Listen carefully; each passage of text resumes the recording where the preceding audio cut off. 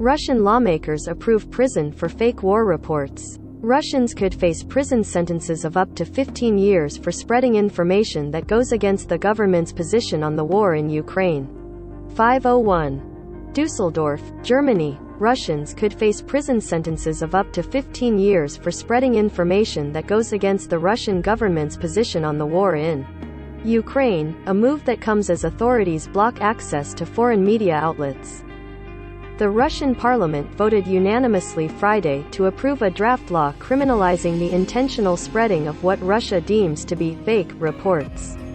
Russian authorities have repeatedly decried reports of Russian military setbacks or civilian deaths in Ukraine as fake reports. State media outlets refer to Russia's invasion of Ukraine as a special military operation, rather than a war or invasion. The draft law was approved by the lower and upper houses of parliament in quick succession, state news agencies said. It could be signed into law by President Vladimir Putin and take effect as soon as Saturday, the Speaker of the lower house, Vyacheslav Volodin, said. It is possible that by tomorrow, its rules will force those lied and made statements discrediting our armed forces to bear very grave punishment, Volodin said. I want everyone to understand, and for society to understand, that we are doing this to protect our soldiers and officers, and to protect the truth. Sentences of up to 3 years or fines are envisaged for spreading what authorities deem to be false news about the military, but the maximum punishment rises to 15 years for cases deemed to have led to severe consequences, the lower house of parliament said. The kind of material which faces official disapproval was made clear Friday as the communications regulator, Roskomnadzor, said it was blocking 5 media organizations based abroad which publish news in Russian. They had published false information, the regulator said in a statement to state news agency RIA Novosti, on subjects including the methods of carrying out combat activities, attacks on the civilian population, strikes on civil infrastructure objects, the numbers of losses of the Russian Federation armed forces and victims among the civilian population.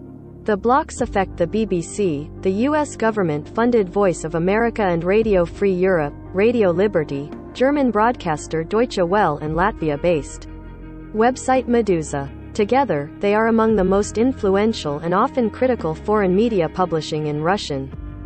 As of early afternoon in Moscow, the BBC website showed a message from Roskomnadzor that it had been blocked. Radio Free Europe Russian language content was not reachable, but Voice of America content remained accessible. The BBC posted instructions on Twitter about how Russian readers could work around the block by using apps or the dark web. Access to accurate, independent information is a fundamental human right which should not be denied to the people of Russia, millions of whom rely on BBC News every week. We will continue our efforts to make BBC News available in Russia and across the rest of the world, the BBC said. Earlier this week the BBC said it was bringing back shortwave radio transmission to Ukraine and parts of Russia so people can listen to its programs with basic equipment. Some well-known media outlets within Russia have chosen to close rather than face heavy restrictions on what they can report. News website Zanak announced it was closing Friday morning, shortly after the parliament approved the draft bill. On Thursday, Russia's top independent radio station Echo Moskvy was closed in. Independent TV station Dozd suspended operations after receiving a threat of closure from the authorities.